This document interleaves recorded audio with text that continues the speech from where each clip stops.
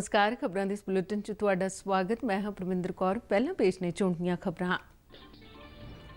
संसद दा बजट इजलास दोवें सदनां दे अणमिथे समय लई मुलतवी होण दे नाल ही समय तो पहलां समाप्त।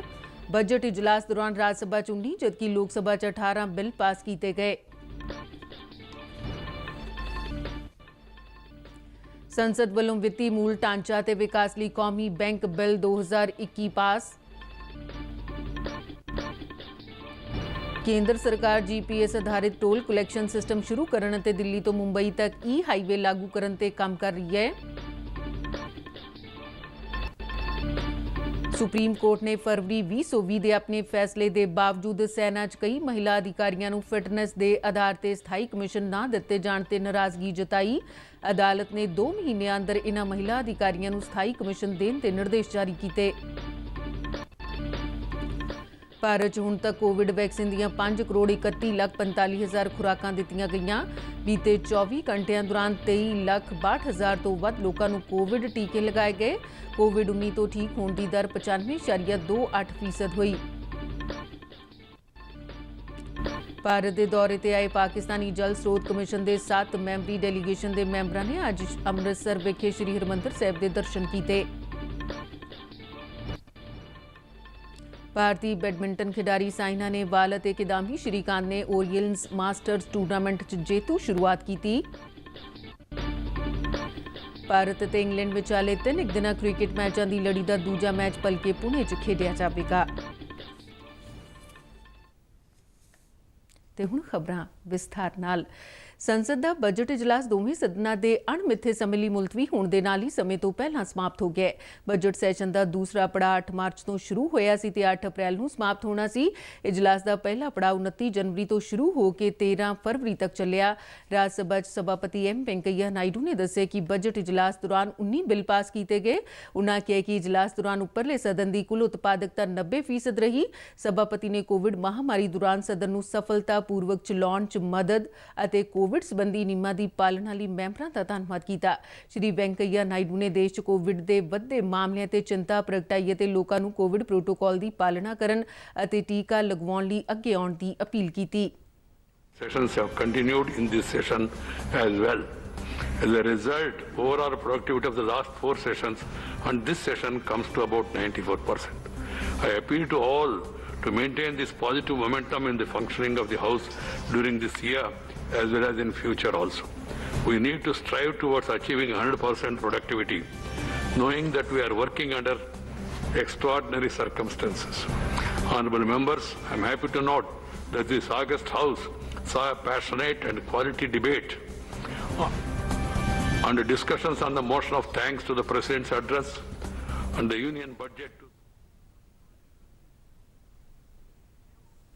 ਇਸ ਤੋਂ ਪਹਿਲਾਂ ਲੋਕ ਸਭਾ ਦੀ ਕਾਰਵਾਈ ਚਲਾ ਰਹੇ ਭਰਤਰੀ ਹਰੀ ਮਹਿਤਾਬ ਨੇ ਦੱਸਿਆ ਕਿ ਇਸ ਬਜਟ ਇਜਲਾਸ ਦੌਰਾਨ ਲੋਕ ਸਭਾ 'ਚ 18 ਬਿੱਲ ਪਾਸ ਕੀਤੇ ਗਏ ਤੇ 17 ਬਿੱਲ ਪੇਸ਼ ਹੋਏ। ਉਨ੍ਹਾਂ ਦੱਸਿਆ ਕਿ ਇਜਲਾਸ ਦੌਰਾਨ ਸਦਨ ਦੀ ਉਤਪਾਦਕਤਾ 114% ਰਹੀ। ਸਾਰੇ ਮੈਂਬਰਾਂ ਦੀ ਤਰਫੋਂ ਸ਼੍ਰੀ ਮਹਿਤਾਬ ਨੇ ਲੋਕ ਸਭਾ ਸਪੀਕਰ ਓਮ ਬਿਰਲਾ ਦੇ ਕੋਵਿਡ-19 ਤੋਂ ਛੇਤੀ ਸਿਹਤਯਾਬ ਹੋਣ ਦੀ ਕਾਮਨਾ ਕੀਤੀ। ਸੰਸਦ ਵੱਲੋਂ ਵਿੱਤੀ ਮੂਲ ਢਾਂਚਾ ਤੇ ਵਿਕਾਸ ਲਈ ਕੌਮੀ ਬੈਂਕ ਬਿੱਲ 2021 ਅੱਜ ਪਾਸ ਕਰ ਦਿੱਤਾ ਗਿਆ। ਰਾਜ ਸਭਾ ਨੇ ਅੱਜ ਇਸ ਬਿੱਲ ਨੂੰ ਮਨਜ਼ੂਰੀ ਦਿੱਤੀ ਜਦਕਿ ਲੋਕ ਸਭਾ ਵੱਲੋਂ ਬੀਤੇ ਦਿਨੀ ਇਹ ਬਿੱਲ ਪਾਸ ਕੀਤਾ ਗਿਆ ਸੀ। ਰਾਸ਼ਟਰੀ ਮੂਲ ਢਾਂਚਾ ਤੇ ਵਿਕਾਸ ਬੈਂਕ ਦੇਸ਼ ਬੁਨਿਆਦੀ ਢਾਂਚੇ ਦੇ ਵਿੱਤੀ ਪੋਸ਼ਣ ਲਈ ਪ੍ਰਮੁੱਖ ਵਿਕਾਸ ਵਿੱਤੀ ਸੰਸਥਾਨ ਅਤੇ ਵਿਕਾਸ ਬੈਂਕ ਦੇ ਰੂਪ 'ਚ ਕੰਮ ਕਰੇਗਾ। ਨਵਾਂ ਵਿਕਾਸ ਵਿੱਤ ਸੰਸਥਾਨ ਬਾਜ਼ਾਰ ਦੀਆਂ ਕਮੀਆਂ ਦੂਰ ਕਰਨ ਦੀ ਕੋਸ਼ਿਸ਼ ਕਰੇਗਾ ਜੋ ਬੁਨਿਆਦੀ ਢਾਂਚੇ ਦੇ ਵਿੱਤ ਪੋਸ਼ਣ ਦੇ ਲੰਮੀ ਮਿਆਦ ਘੱਟ ਅੰਤਰ ਅਤੇ ਜੋਖਿਮ ਤੋਂ ਪੈਦਾ ਹੁੰਦੀਆਂ ਨੇ।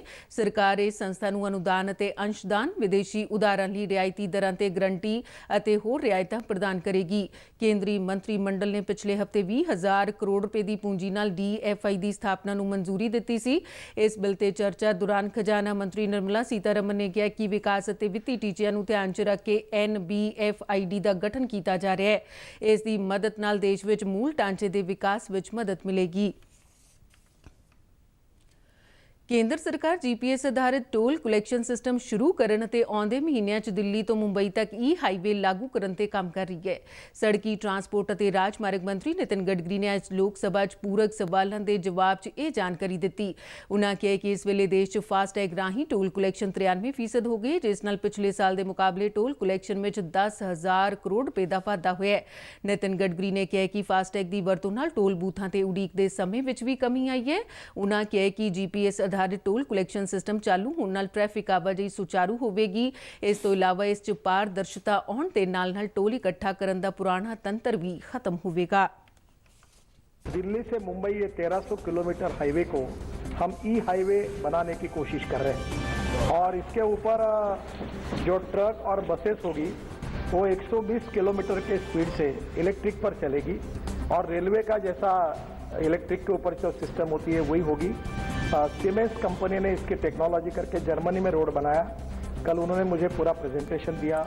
ਸੁਪਰੀਮ ਕੋਰਟ ਨੇ ਫਰਵਰੀ 2020 ਦੇ ਆਪਣੇ ਫੈਸਲੇ ਦੇ ਬਾਵਜੂਦ ਸੈਨਾ 'ਚ ਕਈ ਮਹਿਲਾ ਅਧਿਕਾਰੀਆਂ ਨੂੰ ਫਿਟਨੈਸ ਦੇ ਆਧਾਰ ਤੇ ਸਥਾਈ ਕਮਿਸ਼ਨ ਨਾ ਦਿੱਤੇ ਜਾਣ ਤੇ ਨਾਰਾਜ਼ਗੀ ਜਤਾਈ ਹੈ। ਸਰਵਉੱਚ ਅਦਾਲਤ ਨੇ 2 ਮਹੀਨਿਆਂ ਅੰਦਰ ਇਹਨਾਂ ਮਹਿਲਾ ਅਧਿਕਾਰੀਆਂ ਨੂੰ ਸਥਾਈ ਕਮਿਸ਼ਨ ਦੇਣ ਦੇ ਨਿਰਦੇਸ਼ ਜਾਰੀ ਕੀਤੇ ਨੇ। ਸੁਪਰੀਮ ਕੋਰਟ ਨੇ ਕਿਹਾ ਕਿ ਦਿੱਲੀ ਹਾਈ ਕੋਰਟ ਨੇ ਸੈਨਾ 'ਚ ਮਹਿਲਾ ਅਧਿਕਾਰੀਆਂ ਨੂੰ ਸਥਾਈ ਕਮਿਸ਼ਨ ਦੇਣ ਬਾਰੇ 2020 'ਚ ਪਹਿਲਾਂ ਫੈਸਲਾ ਦਿੱਤਾ ਸੀ। 10 ਸਾਲ ਬੀਤ ਜਾਣ ਦੇ ਬਾਵਜੂਦ ਵੀ ਮੈਡੀਕਲ ਫਿਟਨੈਸ ਅਤੇ ਸਰੀਰ ਦੀ ਬਣਤਰ ਦੇ ਆਧਾਰ ਤੇ ਸਥਾਈ ਕਮਿਸ਼ਨ ਨਾ ਦੇਣਾ ਸਹੀ ਨਹੀਂ ਹੈ।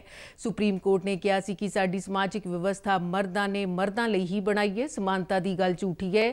ਮਹਿਲਾਵਾਂ ਨੂੰ ਬਰਾਬਰ ਮੌਕੇ ਦਿੱਤੇ ਬਿਨਾਂ ਰਸਤਾ ਨਹੀਂ ਨਿਕਲ ਸਕਦਾ। ਅਦਾਲਤ ਨੇ 2 ਮਹੀਨਿਆਂ ਅੰਦਰ ਇਹਨਾਂ ਮਹਿਲਾ ਅਧਿਕਾਰੀਆਂ ਨੂੰ ਸਥਾਈ ਕਮਿਸ਼ਨ ਦੇਣ ਲਈ ਕਿਹਾ, ਜਿਸ ਨਾਲ ਕੋਈ 150 ਮਹਿਲਾ ਅਧਿਕਾਰੀਆਂ ਨੂੰ ਲਾਭ ਹੋਣ ਦੀ ਉਮੀਦ ਹੈ। ਸੁਪਰੀਮ ਕੋਰਟ ਨੇ 17 ਫਰਵਰੀ 2020 ਨੂੰ ਸੈਨਾ 'ਚ ਮਹਿਲਾਵਾਂ ਦੇ ਕਮਾਂਡਿੰਗ ਅਹੁਦਿਆਂ ਤੇ ਸਥਾਈ ਕਮਿਸ਼ਨ ਦੇਣ ਦਾ ਆਦੇਸ਼ ਜਾਰੀ ਕੀਤਾ ਸੀ।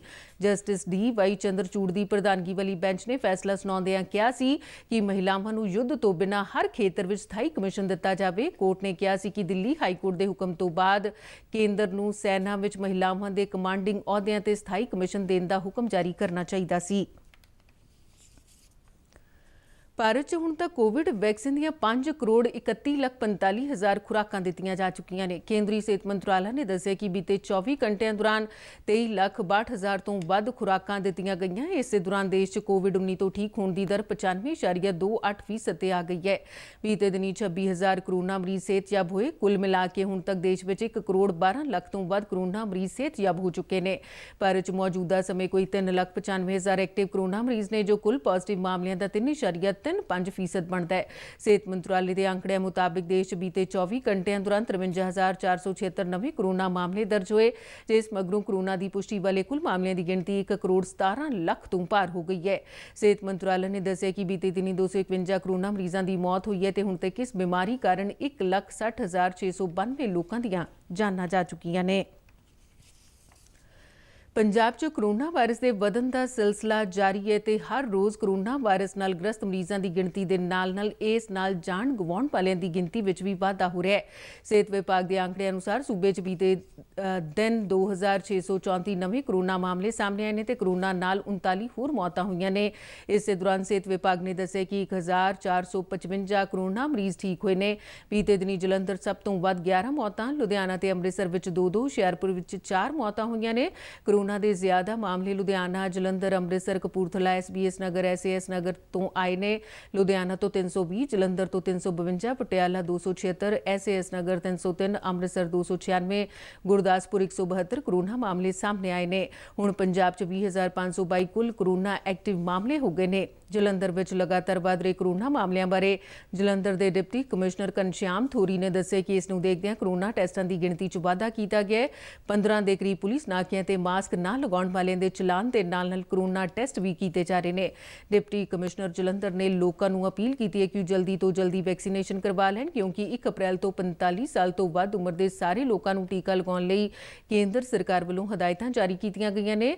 ਕਰੋਨਾ ਦੀ ਦੂਜੀ ਲਹਿਰ ਬਾਰੇ ਚਿੰਤਾ ਪ੍ਰਗਟ ਕਰਦਿਆਂ ਡਿਪਟੀ ਕਮਿਸ਼ਨਰ ਨੇ ਕਿਹਾ ਹੈ ਕਿ ਇਹ ਕਰੋਨਾ ਸਟ੍ਰੇਨ ਪਹਿਲਾਂ ਨਾਲੋਂ ਵੱਖਰਾ ਹੋਣ ਕਰਕੇ ਸਾਨੂੰ ਸਾਰਿਆਂ ਨੂੰ ਵਧੇਰੇ ਸਾਵਧਾਨੀ ਦੀ ਲੋੜ ਹੈ। पोस्ट डेली ਦੇ ਬੇਸਿਸ ਤੇ 5500 ਤੋਂ 6000 ਸੈਂਪਲਿੰਗ ਕਰ ਰਹੇ ਹਾਂ ਤੇ ਪਹਿਲਾਂ ਜਿਹੜੀ ਇਨਫੋਰਸਮੈਂਟ ਡਰਾਈਵ ਘਟਾ ਦਿੱਤੀ ਗਈ ਸੀਗੀ, ਉਹ ਵੀ ਇਨਫੋਰਸਮੈਂਟ ਡਰਾਈਵ ਦੁਬਾਰਾ ਤੋਂ ਚਲਾਨ ਡਰਾਈਵ ਵੀ ਚਾਲੂ ਹੋ ਗਏ ਹੈ। ਸਾਡੇ ਆਲਮੋਸਟ 15-16 ਨਾਕੇ ਵੀ ਨੇ ਜਿੱਥੇ ਚਲਾਨ ਤੋਂ ਇਲਾਵਾ ਮੈਂਡੇਟਰੀ ਟੈਸਟ ਵੀ ਕੀਤਾ ਜਾਂਦਾ ਹੈ ਜੇਕਰ ਕਿਸੇ ਨੇ ਮਾਸਕ ਨਾ ਪਾਇਆ ਹੋਵੇ। ਸੋ ਇਸ ਟਾਈਪ ਦੀ ਇਨਫੋਰਸਮੈਂਟ ਐਕਟੀਵਿਟੀਜ਼ ਵੀ ਵਧਾਈ ਜਾ ਰਹੀ ਹੈ। ਅਸੀਂ ਹਸਪੀਟਲਸ ਨਾਲ ਤਾਲਮੇਲ ਕਰਕੇ ਬੈੱਡਸ ਨੂੰ ਵੀ ਲਗਾਤਾਰ ਦੇਖ ਰਹੇ ਹਾਂ ਵੀ ਆਈਸੀਯੂ ਬੈੱਡਸ ਤੇ ਆਕਸੀਜਨ ਵਾਲੇ ਬੈੱਡਸ ਹੈ ਉਹਨਾਂ ਨੂੰ ਵੀ ਠੀਕ ਕੀਤਾ ਜਾਵੇ। ਐਂਡ ਜਿਹੜੀ ਸਾਡੀ ਕਪੈਸਿਟੀ ਹੈ ਵੈਕਸੀਨੇਸ਼ਨ ਕਰਾਉਣ ਦੀ ਉਹ ਵੀ ਹੁਣ 95 ਸਾਈਟਸ ਚੱਲ ਰਹੀਆਂ ਨੇ। ਸਾਰੇ ਸਾਡੇ primary health centre, community health centre, sub divisional hospital, civil hospital, ਉਸ ਤੋਂ ਇਲਾਵਾ ਤਕਰੀਬਨ 45 ਪ੍ਰਾਈਵੇਟ ਹਸਪੀਟਲ ਸਾਰੇ ਥਾਵਾਂ ਤੇ ਵੈਕਸੀਨੇਸ਼ਨ ਡਰਾਈਵ ਚੱਲ ਰਹੀ ਹੈ ਜਿੱਥੇ ਤਕਰੀਬਨ ਅਸੀਂ ਹੁਣ 10,000 ਲੋਕਾਂ ਨੂੰ ਇੱਕ ਦਿਨ ਦੇ ਵਿੱਚ ਵੈਕਸੀਨੇਟ ਕਰ ਸਕਦੇ ਨੇ। ਜਲੰਧਰ ਦੇ civil surgeon doctor Balwant Singh ਨੇ ਕਿਹਾ ਕਿ ਕਰੋਨਾ ਮਾਮਲਿਆਂ ਦੇ ਵਧਣ ਨੂੰ ਲੋਕਾਂ ਵੱਲੋਂ ਗੰਭੀਰਤਾ ਨਾਲ ਨਾ ਲੈਣ ਕਰਕੇ ਵਾਇਰਸ ਵਿਕਰਾਲ ਰੂਪ ਧਾਰਨ ਕਰ ਰਿਹਾ ਹੈ। ਸਿਵਲ ਸਰਜਨ ਨੇ ਲੋਕਾਂ ਨੂੰ ਸਮਾਜਿਕ ਦੂਰੀ, ਮਾਸਕ ਪਾਉਣ ਅਤੇ ਵਾਰ-ਵਾਰ ਹੱਥ ਧੋਣ ਦੀ ਅਪੀਲ ਕਰਦਿਆਂ ਵੈਕਸੀਨੇਸ਼ਨ ਕਰਵਾਉਣ ਲਈ ਕਿਹਾ। ਆਪਣੇ ਆਪ ਮਾਰੇ ਫਿਰਦੇ ਤੁਰੇ ਫਿਰਦੇ ਆ ਬਿਨਾਂ ਮਾਸਕ ਤੋਂ, ਬਿਨਾਂ ਸੋਸ਼ਲ ਡਿਸਟੈਂਸ ਤੋਂ, ਸੈਨੀਟਾਈਜ਼ ਪ੍ਰੋਪਰ ਨਹੀਂ ਕਰਦੇ, ਹੱਥ ਵਾਰ-ਵਾਰ ਨਹੀਂ ਧੋ ਰਹੇ ਤੇ ਜਿਹਦੇ ਕਰਕੇ ਇਹ ਦੁਆਰਾ ਜਿਹੜੀ ਕਰੋਨਾ ਦੀ ਬਿਮਾਰੀ ਆ ਵੱਧ ਰਹੀ ਹੈ। ਅਸੀਂ ਲੋਕਾਂ ਨੂੰ ਵਾਰ-ਵਾਰ ਮੀਡੀਆ ਰਾਹੀਂ, ਸੋਸ਼ਲ ਮੀਡੀਆ ਰਾਹੀਂ ਵੀ, ਪ੍ਰਿੰਟ ਮੀਡੀਆ ਰਾਹੀਂ ਵੀ ਅਵੇਅਰ ਕਰ ਰਹੇ ਹਾਂ ਕਿ ਇਹ ਚੀਜ਼ਾਂ ਤੋਂ ਪਰਹੇਜ਼ ਕਰੋ, ਸਾਵਧਾਨੀਆਂ ਵਰਤੋ ਤਾਂ ਜੋ ਬਿਮਾਰੀ ਤੋਂ ਠੱਲ ਪੈ ਸਕੇ। ਸਮਾਜਿਕ ਸੁਰੱਖਿਆ ਤੇ ਇਸਤਰੀ ਤੇ ਬਾਲ ਵਿਕਾਸ ਵਿਭਾਗ ਪੰਜਾਬ ਸਰਕਾਰ ਵੱਲੋਂ ਨਵਾਂ ਸ਼ਹਿਰ ਨਾਲ ਸੰਬੰਧਿਤ 80% ਦਿਵਿਆਂਗ ਲੈਕਚਰਰ ਪੂਜਾ ਸ਼ਰਮਾ ਨੂੰ ਵਿਸ਼ੇਸ਼ ਪ੍ਰਾਪਤੀਆਂ ਲਈ ਸਟੇਟ ਅਵਾਰਡ ਨਾਲ ਸਨਮਾਨਿਤ ਕਰਨਾ ਜ਼ਿਲ੍ਹਾ ਸ਼ਹੀਦ ਭਗਤ ਸਿੰਘ ਨਗਰ ਲਈ ਵੱਡੇ ਮਾਣ ਵਾਲੀ ਗੱਲ ਹੈ। ਇਹ ਪ੍ਰਗਟਾਵਾ deputy commissioner doctor Shena Agarwal ਨੇ ਲੈਕਚਰਰ ਪੂਜਾ ਸ਼ਰਮਾ ਨੂੰ ਵਧਾਈ ਦਿੰਦੇ ਉਹਨਾਂ ਦਾ ਵਿਸ਼ੇਸ਼ ਸਨਮਾਨ ਕਰਨ ਮੌਕੇ ਕੀਤਾ ਹੈ। ਉਹਨਾਂ ਕਿਹਾ ਕਿ ਇਸ ਨਾਲ ਜ਼ਿਲ੍ਹੇ ਦੇ ਹੋਰਨਾਂ ਦਿਵਿਆਂਗ ਵਿਅਕਤੀਆਂ ਨੂੰ ਵੀ ਜੀਵਨ 'ਚ ਅੱਗੇ ਵਧਣ ਲਈ ਪ੍ਰੇਰਨਾ ਮਿਲੇਗੀ। ਡਿਪਟੀ ਕਮਿਸ਼ਨਰ ਨੇ ਕਿਹਾ ਕਿ ਪੂਜਾ ਸ਼ਰਮਾ ਵੱਲੋਂ ਦਿਵਿਆਂਗ ਹੋਣ ਦੇ ਬਾਵਜੂਦ ਜਿਸ ਤਰ੍ਹਾਂ ਦ੍ਰਿੜ ਇਰਾਦੇ ਨਾਲ ਸਿੱਖਿਆ ਅਤੇ ਸਮਾਜ ਸੇਵਾ ਦੇ ਖੇਤਰ ਵਿੱਚ ਭਰਪੂਰ ਯੋਗਦਾਨ ਪਾਇਆ ਜਾ ਰਿਹਾ ਉਹ ਲਾਮਿਸਾਲ ਹੈ। ਪੂਜਾ ਸ਼ਰਮਾ ਵੱਲੋਂ ਇਸ ਮੌਕੇ deputy commissioner doctor Shena Agarwal ਤੇ ਜ਼ਿਲ੍ਹਾ ਸਮਾਜਿਕ ਸੁਰੱਖਿਆ ਅਫਸਰ ਸੰਤੋਸ਼ ਵਿਰਦੀ ਦਾ ਤਹਿ ਦਿਲੋਂ ਧੰਨਵਾਦ ਕੀਤਾ। ਜ਼ਿਕਰਯੋਗ ਹੈ ਕਿ ਸਮਾਜਿਕ ਸੁਰੱਖਿਆ ਤੇ ਇਸਤਰੀ ਤੇ ਬਾਲ ਵਿਕਾਸ ਵਿਭਾਗ ਪੰਜਾਬ ਵੱਲੋਂ ਬੀਤੇ ਕੱਲ੍ਹ ਪੰਜਾਬ ਭਵਨ ਚੰਡੀਗੜ੍ਹ ਵਿਖੇ ਵਿਸ਼ੇਸ਼ ਪ੍ਰਾਪਤੀਆਂ ਅਤੇ ਸਮਾਜ ਸੇਵਾ ਦੇ ਖੇਤਰ ਵਿੱਚ ਯੋਗਦਾਨ ਦੇਣ ਵਾਲੇ ਦਿਵਿਆਂਗ ਵਿਅਕਤੀਆਂ ਨੂੰ ਸਟੇਟ ਐਵਾਰਡਾਂ ਨਾਲ ਸਨਮਾਨਿਆ ਗਿਆ, ਜਿਨ੍ਹਾਂ 'ਚ ਸਰਕਾਰੀ ਸੀਨੀਅਰ ਸੈਕੰਡਰੀ ਸਮਾਰਟ ਸਕੂਲ ਨਵਾਂ ਸ਼ਹਿਰ ਦੀ ਅੰਗਰੇਜ਼ੀ ਵਿਸ਼ੇ ਦੀ ਲੈਕਚਰਰ ਪੂਜਾ ਸ਼ਰਮਾ ਵੀ ਸ਼ਾਮਿਲ ਹੈ।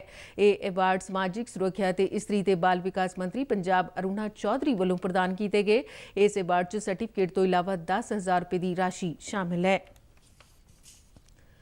ਭਾਰਤ ਦੇ ਦੌਰੇ ਤੇ ਆਏ ਪਾਕਿਸਤਾਨੀ ਜਲ ਸਰੋਤ ਕਮਿਸ਼ਨ ਦੇ 7 ਮੈਂਬਰੀ ਡੈਲੀਗੇਸ਼ਨ ਦੇ ਮੈਂਬਰਾਂ ਨੇ ਅੱਜ ਅੰਮ੍ਰਿਤਸਰ ਵਿਖੇ ਸ਼੍ਰੀ ਹਰਿਮੰਦਰ ਸਾਹਿਬ ਦੇ ਦਰਸ਼ਨ ਕੀਤੇ। ਸ਼ਹੀਦ ਮੁਹੰਮਦ ਮੇਹਰ ਅਲੀ ਸ਼ਾਹ ਦੀ ਅਗਵਾਈ 'ਚ ਇਸ ਡੈਲੀਗੇਸ਼ਨ ਨੂੰ ਸ਼੍ਰੀ ਦਰਬਾਰ ਸਾਹਿਬ ਸੂਚਨਾ ਕੇਂਦਰ ਵੱਲੋਂ ਸਿਰਪਾਓ ਅਤੇ ਧਾਰਮਿਕ ਪੁਸਤਕਾਂ ਦਾ ਸੈੱਟ ਪੇਂਟ ਕਰਕੇ ਸਨਮਾਨਿਤ ਕੀਤਾ ਗਿਆ। ਜ਼ਿਕਰਯੋਗ ਹੈ ਕਿ ਪਾਕਿਸਤਾਨੀ ਜਲ ਸਰੋਤ ਕਮਿਸ਼ਨ ਦਾ ਇਹ ਵਫਦ 22 ਮਾਰਚ ਨੂੰ ਵਾਹਗਾ ਸਰਹੱਦ ਰਾਹੀਂ ਭਾਰਤ ਪਹੁੰਚਿਆ ਸੀ ਤੇ ਅੱਜ ਇਸ ਡੈਲੀਗੇਸ਼ਨ ਦੀ ਪਾਣੀਆਂ ਦੀ ਵੰਡ ਬਾਰੇ ਭਾਰਤ ਦੇ ਉੱਚ ਅਧਿਕਾਰੀਆਂ ਨਾਲ ਨਵੀਂ ਦਿੱਲੀ 'ਚ ਅਹਿਮ ਮੀਟਿੰਗ ਹੋਈ ਅਤੇ ਪਾਕਿਸਤਾਨ ਵਾਪਸੀ ਮੌਕੇ ਡੈਲੀਗੇਸ਼ਨ ਦੇ ਮੈਂਬਰ ਸ਼੍ਰੀ ਹਰਿਮੰਦਰ ਸਾਹਿਬ ਵਿਖੇ ਨਤਮਸਤਕ ਹੋਏ। ਭਾਰਤੀ ਬੈਡਮਿੰਟਨ ਖਿਡਾਰੀ ਸਾਇਨਾ ਨੇਹਵਾਲ ਅਤੇ ਕਿਦਾਂਬੀ ਸ਼੍ਰੀਕਾਂਤ ਨੇ ਓਰੀਅਨਸ ਮਾਸਟਰਸ ਟੂਰਨਾਮੈਂਟ 'ਚ ਜੇਤੂ ਸ਼ੁਰੂਆਤ ਕੀਤੀ। ਸਾਇਨਾ ਨੇਹਵਾਲ ਮਹਿਲਾਵਾਂ ਦੇ ਸਿੰਗਲਜ਼ ਮੁਕਾਬਲੇ 'ਚ ਆਸਾਨ ਜਿੱਤ ਨਾਲ ਦੂਜੇ ਗੇੜ ਵਿੱਚ ਪਹੁੰਚੀ, ਜਦਕਿ ਕਿਦਾਂਬੀ ਸ਼੍ਰੀਕਾਂਤ ਨੇ ਮਰਦਾਂ ਦੇ ਸਿੰਗਲਜ਼ ਦੇ ਤੀਜੇ ਰਾਊਂਡ ਵਿੱਚ ਪ੍ਰਵੇਸ਼ ਕੀਤਾ। ਅਸ਼ਵਨੀ ਪੁਨੱਪਾ ਤੇ ਐਨ ਸਿੱਕੀ ਰੈਡੀ ਮਹਿਲਾਵਾਂ ਦੇ ਡਬਲਜ਼ ਮੁਕਾਬਲੇ ਦੇ ਕੁਆਰਟਰ ਫਾਈਨਲ 'ਚ ਪਹੁੰਚਣ 'ਚ ਸਫਲ ਰਹੇ। ਇਸ ਜੋੜੀ ਨੇ ਇੰਡੋਨੇਸ਼ੀਆ ਦੀ ਫੈਬਰੀਆਨਾ ਕੁਸੀਮਾ ਅਤੇ ਅਮਾਲਵੀਆ ਪ੍ਰਿਥਵੀ ਦੀ ਜੋੜੀ ਨੂੰ ਮਾਤ ਦਿੱਤੀ। ਉੱਚ ਦਰਜਾ ਪ੍ਰਾਪਤ ਕਿਦਾਂਬੀ ਸ਼੍ਰੀਕਾਂਤ ਨੇ ਅੱਜ ਅਜੇ ਜੈਰਾਮ ਨੂੰ 21-15, 21-10 ਨਾਲ ਮਾਤ ਦਿੱਤੀ, ਜਦਕਿ ਦਰਜਾਬੰਦੀ ਚੌਥੇ ਨੰਬਰ ਦੀ ਖਿਡਾਰਨ ਸਾਇਨਾ ਨੇਹਵਾਲ ਨੇ ਆਇਰਲੈਂਡ ਦੀ ਰਚੇਂਦ ਰਾਗ ਨੂੰ 21-9, 21-5 ਨਾਲ ਹਰਾਇਆ। ਹੁਣ ਕਿਦਾਂਬੀ ਸ਼੍ਰੀਕਾਂਤ ਦਾ ਮੁਕਾਬਲਾ ਮਲੇਸ਼ੀਆ ਦੇ ਚੀਮ ਜੂਨ 20 ਨਾਲ ਹੋਵੇਗਾ, ਜਦਕਿ ਸਾਇਨਾ ਨੇਹਵਾਲ ਅੱਜ ਫਰਾਂਸ ਦੀ ਮੈਰੀ ਬੈਟੋਮਿਨੀ ਨਾਲ ਭਿੜ ਰਹੀ ਹੈ। ਭਾਰਤ ਅਤੇ ਇੰਗਲੈਂਡ ਵਿਚਾਲੇ 3 ਦਿਨਾਂ ਕ੍ਰਿਕਟ ਮੈਚਾਂ ਦੀ ਲੜੀ ਦਾ ਦੂਜਾ ਮੈਚ ਭਲਕੇ ਪੁਣੇ 'ਚ ਖੇਡਿਆ ਜਾਵੇਗਾ। ਭਾਰਤ ਨੂੰ ਇਸ ਲੜੀ 'ਚ 1-0 ਦੀ ਅਗੇਤ ਹਾਸਿਲ ਹੈ। ਬੀਤੇ ਮੰਗਲਵਾਰ ਲੜੀ ਦੇ ਪਹਿਲੇ ਮੈਚ 'ਚ ਭਾਰਤ ਨੇ ਇੰਗਲੈਂਡ ਨੂੰ 66 ਦੌੜਾਂ ਦੇ ਵੱਡੇ ਫਰਕ ਨਾਲ ਮਾਤ ਦੇ ਕੇ ਜਿੱਤ ਹਾਸਿਲ ਕੀਤੀ। ਇੰਗਲੈਂਡ ਨੂੰ ਲੜੀ 'ਚ ਬਣੇ ਰਹਿਣ ਲਈ ਭਲਕੇ ਹੋਣ ਵਾਲਾ ਮੈਚ ਜਿੱਤਣਾ ਜ਼ਰੂਰੀ ਹੋਵੇਗਾ, ਜਦਕਿ ਭਾਰਤੀ ਟੀਮ ਇਹ ਮੈਚ ਜਿੱਤ ਕੇ ਲੜੀ ਤੇ ਕਾਬਜ਼ ਹੋਣ ਦੀ ਕੋਸ਼ਿਸ਼ ਕਰੇਗੀ। ਡੀਡੀ ਪੰਜਾਬੀ ਦੇ ਖਬਰਾਂ ਦੇ ਬੁਲੇਟਿਨ ਸਾਡੇ ਦਰਸ਼ਕ YouTube ਚੈਨਲ RNUDDK ਜਲੰਧਰ ਤੇ ਵੀ ਦੇਖ ਸਕਦੇ ਨੇ ਅਤੇ ਇਹ ਬੁਲੇਟਿਨ RNU ਜਲੰਧਰ ਦੇ ਟਵਿੱਟਰ ਹੈਂਡਲ ਅਤੇ ਫੇਸਬੁੱਕ ਪੇਜ ਤੇ ਵੀ ਉਪਲਬਧ ਨੇ। ਤੇ ਇਸ ਦੇ ਨਾਲ ਹੀ ਖਬਰਾਂ ਦਾ ਬੁਲੇਟਿਨ ਖਤਮ ਹੁੰਦਾ ਹੈ। ਨਮਸਕਾਰ।